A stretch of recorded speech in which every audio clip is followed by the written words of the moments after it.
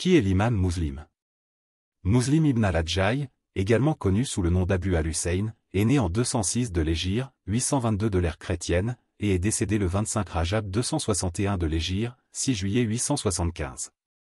Reconnu comme l'un des érudits les plus éminents dans l'étude des hadiths prophétiques après Al-Bukhari, il a marqué son époque et les générations futures par son immense savoir.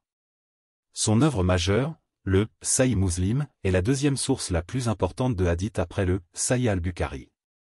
Issu d'une famille érudite, Muslim a été plongé dès son jeune âge dans un environnement propice à la recherche et à l'apprentissage.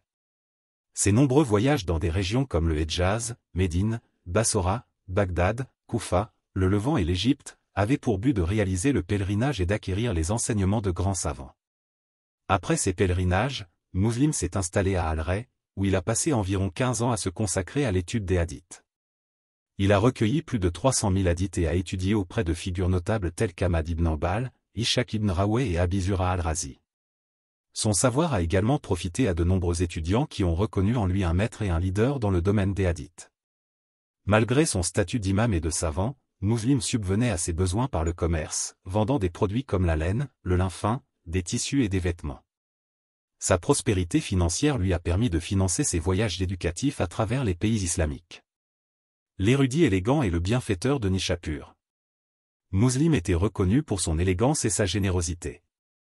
À Nishapur, il occupait le rôle éminent d'imam à la mosquée, et sa générosité envers les nécessiteux lui a valu le surnom de « bienfaiteur de Nishapur ». Sa vie était dédiée au service des autres, en particulier des plus démunis. Sahih Muslim, la magnifique œuvre de compilation. Muslim a laissé un héritage inestimable avec son œuvre magistrale, Sahih Muslim. Cette compilation minutieuse de hadiths témoigne de sa rigueur intellectuelle et de sa méthodologie inégalée, faisant de lui un érudit respecté dans le monde islamique. L'influence de l'imam Muslim et sa collaboration avec Al-Bukhari. La relation entre l'imam Muslim et l'imam Al-Bukhari a été marquée par une étroite collaboration, démontrant l'importance de la solidarité entre érudits. Leur coopération a été déterminante, notamment lorsqu'Al-Bukhari a été chassé de sa ville natale. Modestie et éviter les conflits, trait de caractère de l'imam Muslim. Muslim était connu pour sa modestie et son aversion pour les conflits et les injures. Sa vie personnelle et académique était caractérisée par une conduite exemplaire, servant d'inspiration pour les générations futures.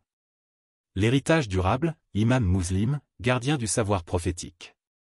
La vie de Muslim reste un héritage durable, rappelant aux générations futures l'importance de la persévérance, de la modestie et du partage du savoir.